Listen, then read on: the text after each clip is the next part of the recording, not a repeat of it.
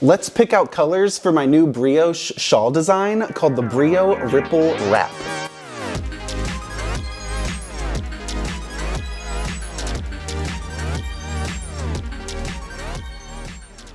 The Brioripple Wrap is probably one of my favorite projects I've knitted in a really long time because of the complete freedom I had with the color choices. It's a true stash buster where you can use as many shades as you like. So in this video, I'll break down the yardage components for you to help you put the right amount of colors and the right amount of yarn to have that prepared for each stripe. And I'll also walk through some of the kits we have for you. If you want me to put together a curated color palette, we've got all these yummy tricycle West wool kits for you that coordinate with some of our Glowhair colors. So we'll walk through a lot of those palettes. If you want to get some new yarn or want to get some mohair to match the yarns you have in your stash, we'll walk through those inspirations for you. But let's dive in to what you need to make this awesome Brioripple Wrap.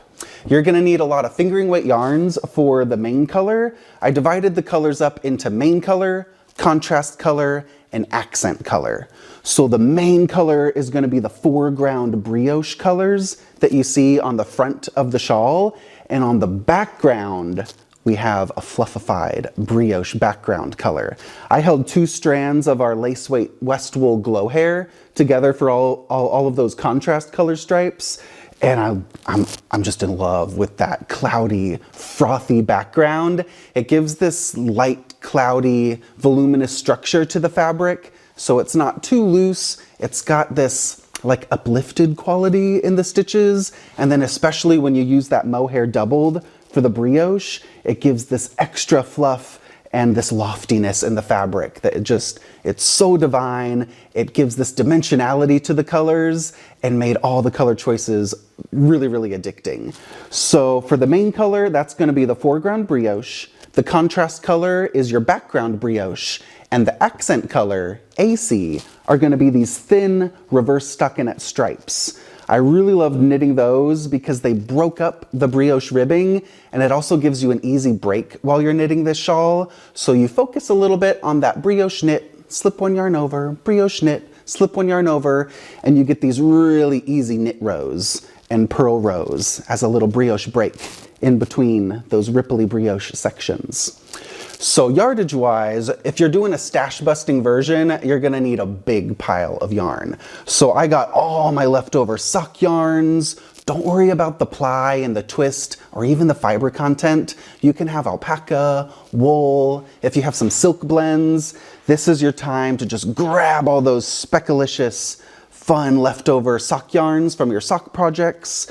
Your shawl projects, you might have those single yarns, these semi-solids, or the light speckles. I had this really dark ball, a lot of this blue I put into my shawl, and I put a lot of these creamy tones as well.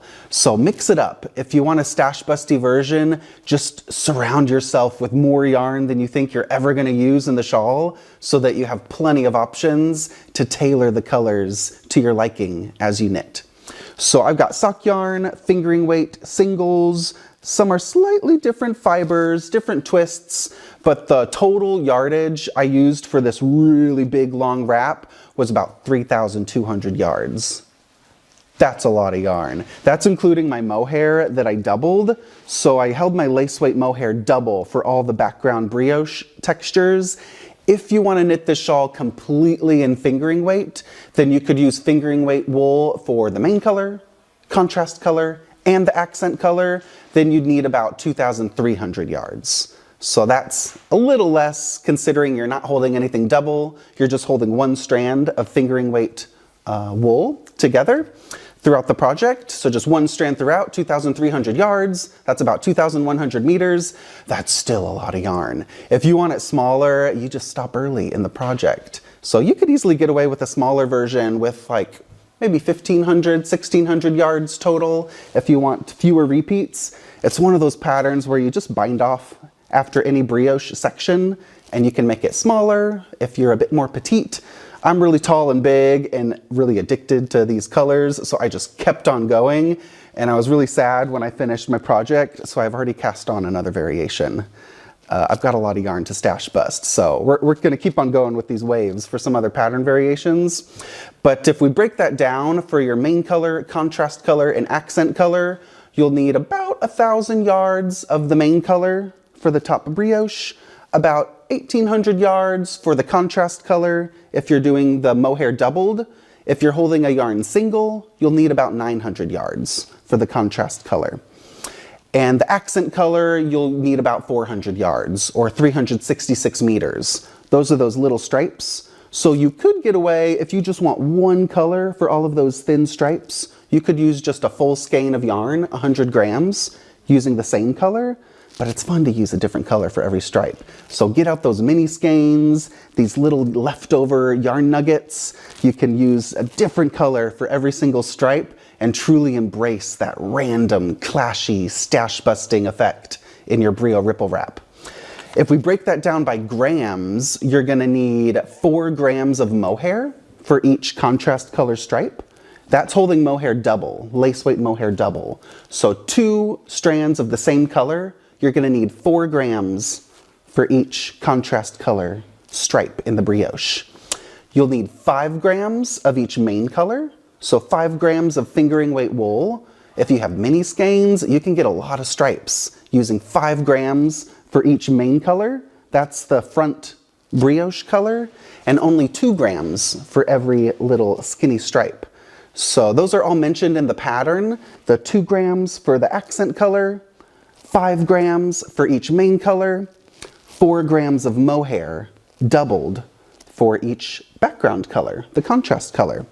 So you can use minis, leftovers. Let's dive in and take a closer look at all of those clashy, fun color combos and get you inspired to dig into those yarns for your Brioripple Wrap.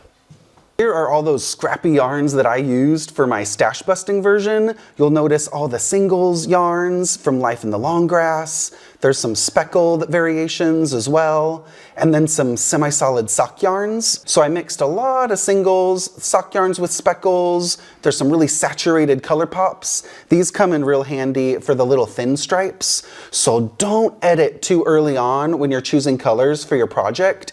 Get everything out on the table, and then you can start to refine and curate the mood from there.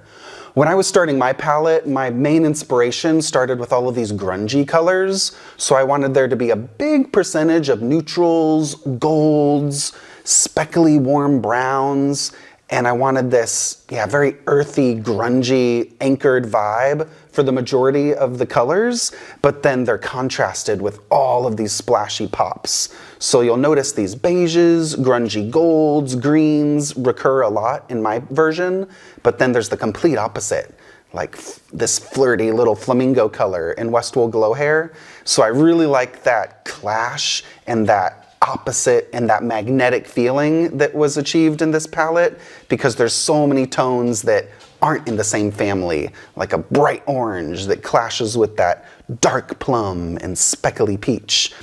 So get lots of options out. You can use really small bits. Like I said earlier, only 2 grams of yarn is needed of fingering weight wool for each little 4-row stripe. These are the accent color stripes right here. These are in reverse stockinette. So these are the breaks you get between the brioche sections. Really easy. And these rows, at the end of these rows, the little thin stripes, your very first main color row following that thin stripe is going to be increases and decreases. You can hardly even see where the shaping is. The increases here, the decreases here, they're quite disguised into those thin stripes, so you get a very crisp effect in the fabric, but with that dramatic, undulating wave motif. I love how that just contrasts with the colors. You get the smooth waves and that stark electric contrast with your colors. So get all those yarns out. These are the mohairs. I used so many shades of mohair. You can really go wild with this design and use as many yarns as you like, and it's gonna really motivate you during the knitting process to use lots of colors, because it's always a surprise to see how the colors lay out and what effects you can achieve. So get a lot of colors. It's going to be a motivating factor for this big project because you never get bored of those fun color combinations. Now let's talk a little bit about strategy, what colors to use together, and how to not get too overwhelmed with your color choices. When you're planning your colors for your project, I don't recommend to plan out every single color choice in advance. Take it step by step, okay? That's gonna focus your color choices and make it a bit more palatable and breaking down the choices in sections rather than getting overwhelmed with everything that's to come. So when you work in that way with just a few colors at a time, that's going to keep you more in the moment and keep you more engaged to what's happening with your colors and not stressed out about the future. Okay, so I started with just some of my favorite colors. So just cast on with the I-cord, just pick one color, maybe one of your favorite tones. I started with this yummy caramel color, and then I started to think in trios. That's going to help you a lot in this project. So do you see the main color is the top brioche color? The background is mohair held double for a super fluffy effect. And the accent color is the thin stripe. So think about that as a trio. Your main color, foreground in the brioche, your contrast color, background brioche, and your accent color, the little color pop, thin stripe. So if you think of those as a trio, and if you want this contrasting effect, then get a contrast between those three shades, something that's dark, something that's light. So you want some different types of colors as opposed to something like this. If that's your trio, that's going to get quite blendy if these two are in the brioche. You're not going to see much difference between those two tones because they're so similar. So if you want this kind of effect that's very electrifying and full of contrast, then focus on trios of high contrast. So this was one of my trios happening right here at the beginning. My cast on, and then I used my main color with my contrast color, and you can get inspired by those speckle moments. Do you see how there's that wash of blue? I got inspired by that and exaggerated it with this beautiful shadowy Glowhair colorway called Morgaine, and then I followed it up with a color pop. So that was a fun little moment to get started, and then look at all these other fun color combos. I fell into the habit at the beginning where a lot of my main colors in the brioche were a little bit lighter than my fluffy mohair. So most of these main colors in the beginning were a bit lighter than these mohair colors. So that could be something that can anchor your color choices. Maybe most of your background colors are darker and your foreground main colors are lighter. That'll give you a similar effect like this. And let's look at some other yummy color trios. This was a fun section happening here with a solid blue, and then I held this gold. So these are different colors, a blue and a gold, and so that's going to give you contrast. I always held two strands of Glowhair together. It made a really fluffy stripe, and then after that I decided to do a really dark. Sometimes I don't know what color is going to come next, so I just randomly pick one. It could easily have been this dark green, or I could have done an orange again, or even a pink. So it doesn't really matter, especially when you're stash busting. A lot of the choices are going to depend on what colors you have left over. So when I was using all my colors, I tried not to repeat the colors too closely together. So for example, I introduced this really fun neon yellow color pop. You're going to need 2 grams for each little thin stripe. The next time I used that neon color was quite a distance away. So I tried to use similar ingredients, like I used the same colors, but you'll notice I used them in different ways. So this one I used later. This was the next time I used my Dijon mohair, but instead of using it with this color in the brioche, I used it with this speckle. So you can get different color relationships by not repeating the colors in the same way. So this purple unicorn color, this was one of my favorite mohairs, and I held it with this really light speckle in this section, but earlier down here I held it with this pale gray. So you can use the same colors but in different ways. Look at that, look at this fun purple mohair. You can use a lot of colors maybe you might not use for other projects, but because there's so much going on, you can really get away with anything in this shawl.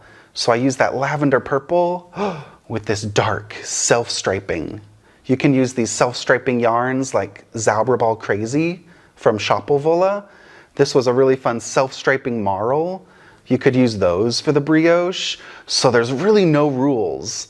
You see solids, speckles. Look at this fun speckle. This was a gorgeous colorway from Qing Fibre called Cornflower. It has rust and purple and blue, and I chose this dark chestnut for the background color. So again, think about color trios, break it down into trios. This could be your brioche, and that could be your thin stripe, and then move on to the next trio. This was my next trio after that. So these are kind of similar, these blues with the peach. So just trust your instincts and focus it on a trio at a time. And then as you build the stripes, you're going to create a fantastic collage. Speckles, solids. A lot of my color pops I used for the thin stripes so that it didn't become too overwhelming in the saturation. There's a lot of neutral, soft breaks in the brioche sections. I love this simple blue with that light speckle. This was a really high contrast moment here with this light color and the dark mohair. So take it a trio at a time and don't be scared of those clashing moments. It's going to really bring your palette to life and make it that much more fun. So this was my random version of holding all these different colors together, but I can't wait to see if you do it with all pinks and purples, or if all of your colors are blues and grays. You could start with all of your light blues and grays at the beginning, and then start using your medium blues and grays, and then your dark, shadowy navy and charcoal grays. You could make an ombre version of this design. It's truly a landscape for you to customize with your own color choices. And don't be scared about the ends. In the pattern, there's a video tutorial included on how to weave in ends as you knit. So this is what the wrong side looks like with all of the ends tucked into the fabric. I didn't weave in any of these ends. They're all trapped into the fabric with the Weavin Stephen technique. So that's a tutorial included in the pattern here on YouTube, and you'll trap all those ends into the fabric. And at the very end of your project, I only wove in one tail from the bind off and one tail from the cast on. And I just wove in 2 ends. Can you imagine that? The rest of them are all secured into the wrong side as you knit. And just snip them off, and then you're done. This is a really long size with 46 stripes. So if you want that huge, long, generous, dramatic wrap in the photos, I did 46 stripes, but I think it's easily long enough with just 36 or 40 stripes, especially if you're a bit shorter. I'm 6'2", so if you're a bit shorter, I would only do 40 stripes, but maybe even 36. And you could have a much shorter scarf and just use those yardage requirements in the pattern to get 5 grams for each main color, 4 grams of mohair, and I'm holding that double for every contrast color, 2 grams of fingering weight wool for each thin reverse stockinette stripe. I've been knitting for about 20 years now, so I've accumulated quite the yarn collection and stash. So if you don't have as many colors to play with, I've curated all of these kits at Stephen Penelope. So these are all designed with 10 colors of tricycle and 8 colors of Glowhair. The tricycle is superwash merino. There's 500 grams total, 50 grams of each color. These are meant to be your main color and your accent color. So that's all the colors you're seeing on the top of the fabric. These little thin stripes use 2 grams each. And the main color is the 4-ground brioche for the tricycle yarn. That uses about 5 grams for each stripe. And then the 8 shades of Glowhair are meant to be the background colors. That's the contrast color in each brioche section, holding 2 strands of lace weight mohair together, 1 strand from the inside and 1 strand from the outside of the ball, getting that extra fluffy, voluminous halo on the background. I love the dimensionality of this fabric because it looks equally beautiful on both sides. You get that hazy, fluffy pop on the background, and all of those juicy stripes and that dimensional ribbing on the foreground. When you're using these kits with 10 colors of tricycle, 8 colors of Glowhair, that's plenty of yarn to knit the big full size, so you can just use these colors and arrange them in any order that you like throughout the fabric, but I encourage you to add other colors to it. So you got plenty of yarn to knit the full size, the long size. You can stop early if you want to make the shawl shorter, but add other colors from your stash. Add some sock yarns, some other dusty blues would look really nice with this palette.